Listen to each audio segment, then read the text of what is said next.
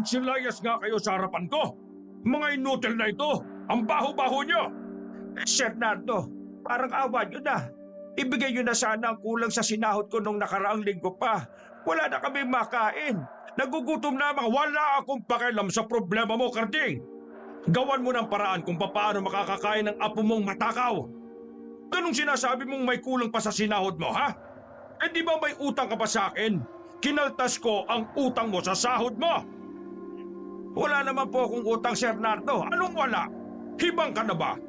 Nung nagkasakit yung masiba mong apo, sino ang bumili ng gamot? Hindi ba ako naman? Pero hindi ko naman po inutang yon. Kung saan yung ginawa yon? Kung may laman niyang utak mo, dapat alam mo na wala nang libre sa mundong ito. Kaya lumayas na kayo sa harapan ko.